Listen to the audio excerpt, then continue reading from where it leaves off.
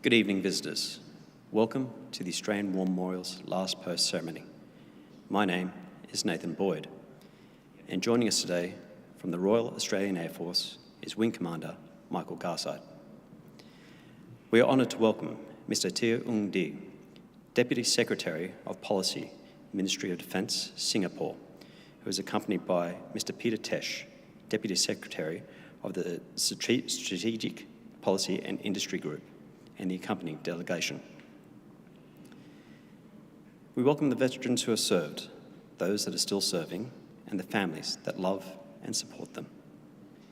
We acknowledge the members of RSL and Services Clubs Association, RSL Victoria, and RSL Queensland, who are watching the broadcast of this ceremony across Australia. During this evening's ceremony, wreaths will be laid at the base of the pool of reflection by visitors to the memorial. If you're able, please stand and join in singing the National Anthem.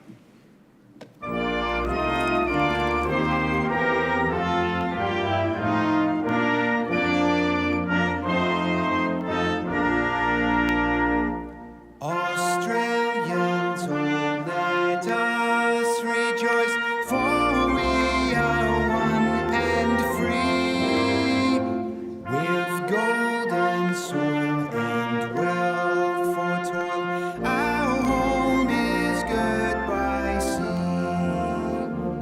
Our land abounds in nature's gifts of beauty, rich and rare. In history's page, let every stage advance Australia fair. In joyful strains, then let us sing, advance Australia fair.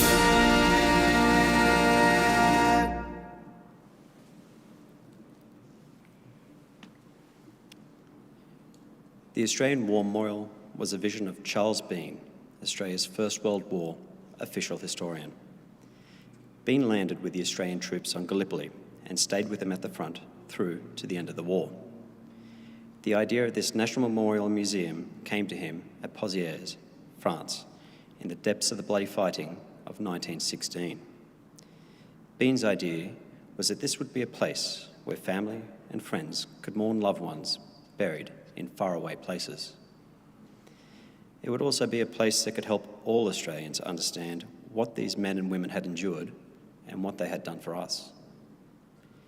Bean's vision, to which we remain true, is best expressed as inscribed in the entrance of the memorial's galleries. Here is their spirit, in the heart of the land they loved, and here we guard the record which they themselves made. Tonight, we'll read the story behind just one of those on the Roll of Honour, which lists the names of more than 102,000 men and women who gave their lives for us on war and on operation for more than a century. But first, we present a lament, Flowers of the Forest. Wreaths or floral tributes will now be laid at the base of the pool of reflection.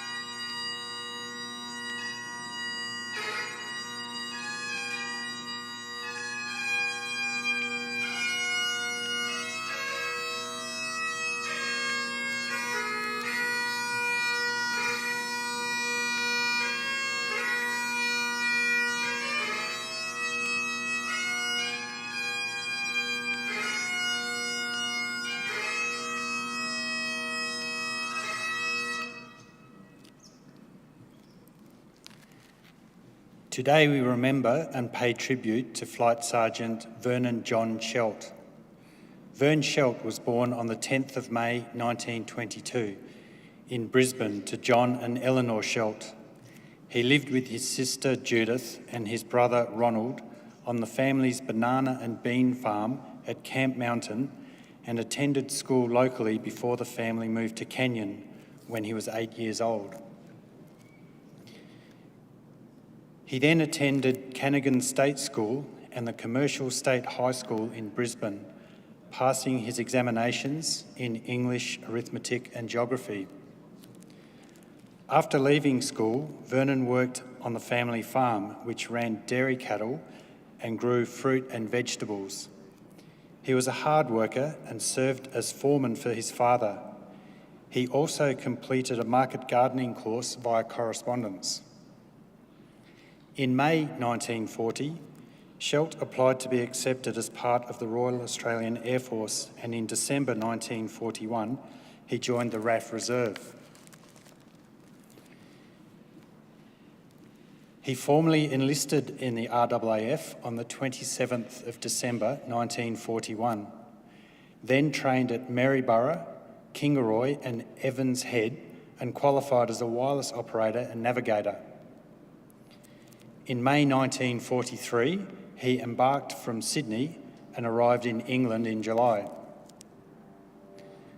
On the 8th of June 1944, Scheldt was part of the crew of a Sterling aircraft that crashed during an operation in Cumberland. He was lucky to escape with only minor cuts and bruises. A month later, he was transferred to number 463 Squadron, RAAF, which flew Lancaster bombers. On the 25th of July, Scheldt's aircraft was on a bombing raid over Saint-Cyr, near Paris, when it was hit by enemy flak.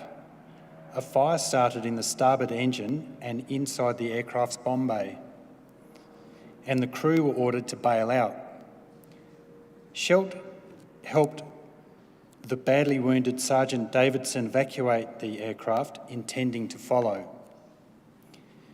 Witnesses in the French village of Chaussy, more than 50 kilometres northwest of the aircraft's target, saw 5 crew members parachute out of the aeroplane before it crashed just outside the village.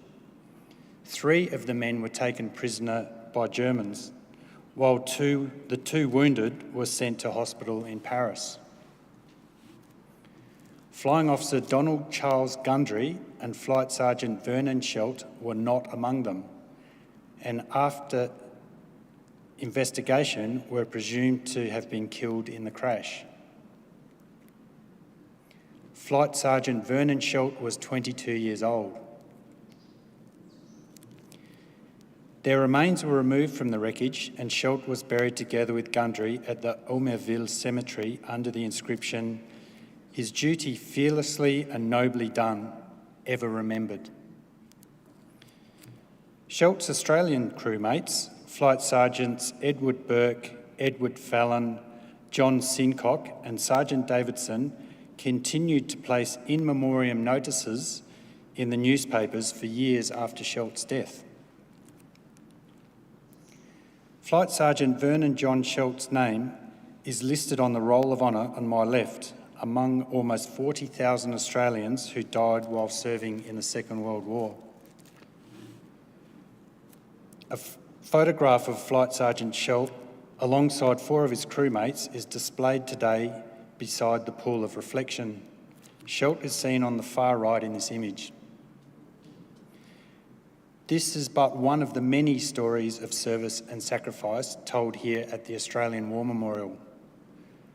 We now remember Flight Sergeant Vernon John Scheldt, who gave his life for us, for our freedoms, and in the hope of a better world.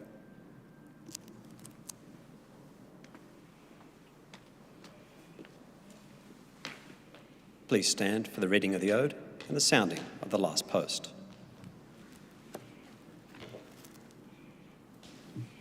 They shall grow not old, as we that are left grow old. Age shall not weary them, nor the years condemn.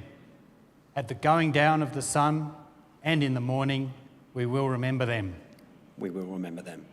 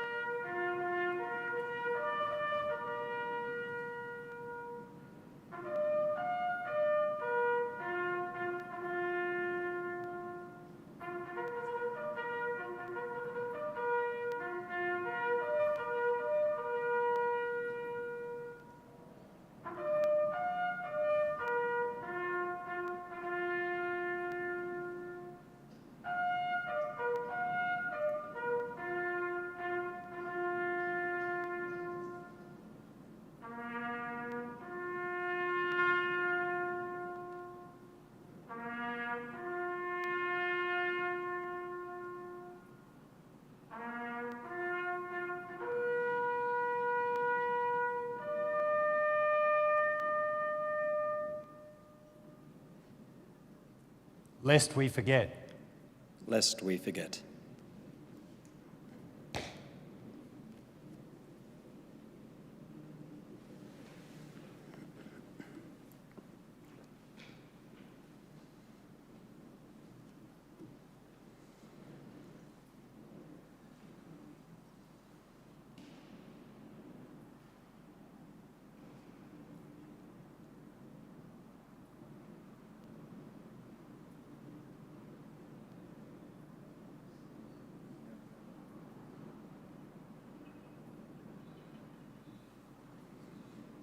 We leave you this evening with the words of the memorial's founder, Charles Bean. Many a man laying out there at Pozieres or in the low scrub at Gallipoli with his poor, tired senses barely working through the fever of his brain has thought in his last moments, well, it's over. But in Australia, they will be proud of this. Ladies and gentlemen, girls and boys, that concludes the last post ceremony. On behalf of the Director and staff, thank you for visiting the Australian War Memorial today and for your continued support of the Memorials Development Project. We wish you all a very good evening.